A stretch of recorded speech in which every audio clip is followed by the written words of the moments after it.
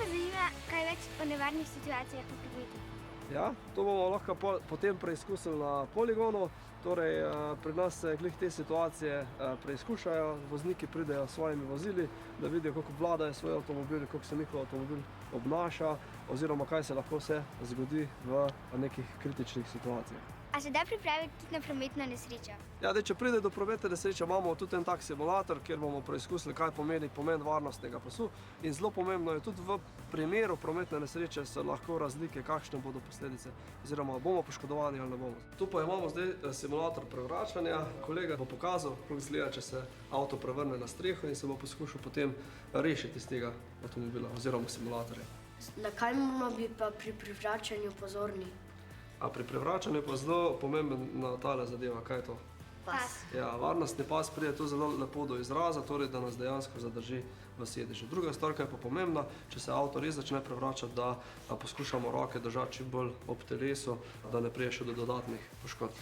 Ja, zdaj se bo Denis zavrtel in ko se vrti, vidite, da ga nikamor ne vrže. Se pravi, ves čas je v svojem sedežu, zato ker je pripet z varnostnim pasom.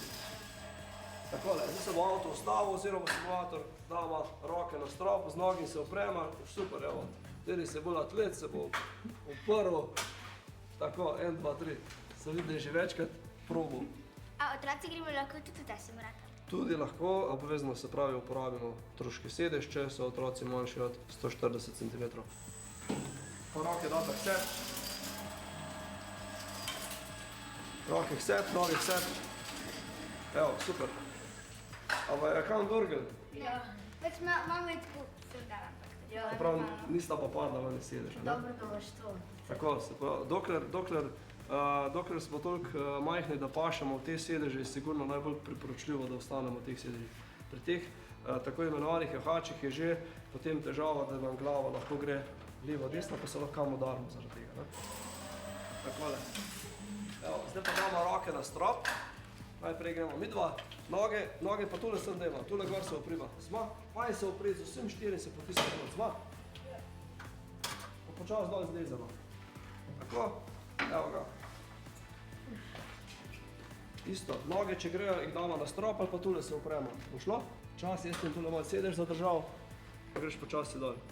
Kar počasi. Zma. Evo, pas, ja. Vse je narobe obrnjeno.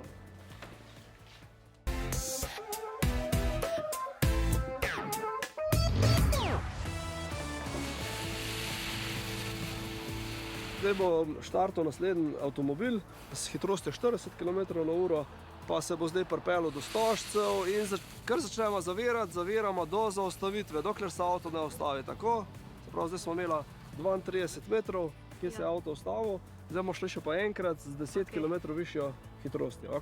Torej s hitrostjo 50 na uro, ker gremo, pa isto pri Stožcih začnemo zavirati, držimo zavoro, dokler se avto ne ustavi. Kaj držimo? Tako, evo ga. Zdaj pa se je avto veliko dlje ustavilo. Se pravi, prej smo se ustavili na 32, zdaj pa pri 45 metrih. Aha, zdaj pri tej hitrosti bi naj avto kar povozil. Ja, se pravi, moramo biti pozorni tudi kot pešci, kot drugi udeleženci, da malo opazujemo, kako so avti hitri ali nas vidijo, ne da smo kar prepričani, da lahko nekje stopimo na prehod za pešce pa gremo čez. Ja. Kaj bomo pa videli na tem simulatorju? Tu pa imamo zdaj tisto belo površino, kaj vidiš tamle med dvema modrima pokrovama. Tista površina se premakne levo ali desno, torej zanese zadnji del vozila. Avtomobil se bo peljal naravnost čez tisto belo površino in ko bo zdrslo zadnji del avtomobila, bo voznik poskušal situacijo rešiti, torej poskušal bo odpeljati naravnost. Tako, vidiš, zdaj so kolesa poravnala, in avto je parkiral blizu hiške.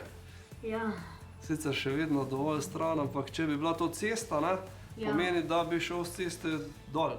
Torej, cesta ni tako široka, nimamo toliko prostora, drugi udeleženci so na cesti, ali kolesarji, ali pešci, ali drugi vozniki, hitro lahko zmanjka prostora. Tara, kako je bilo? Razborljivo, ampak še vse nevarno. Je kar treba paziti. Ja, tudi od zunije je bilo videti nevarno. Danes ste lahko videla, kaj se lahko na cesti zgodi, koliko časa se en avto ustavlja, koliko lahko avto zanese, na kak način se rešujemo. In to je zelo pomembno, da se tudi kot pešci ali pa kolesarji zavedamo, da moramo biti pozorni na druge udeležence v prometu. Ne? Da ne gremo kar čez vsak prehod za pešce s telefonom v roki, da spremljamo promet, da spremljamo druge voznike in se zavedati, da smo tudi tista ranljiva skupina v prometu. Se pravi, če se kaj zgodi, da bodo posledice veliko hujše, kot pa mogoče pri nekomu v avtomobilu.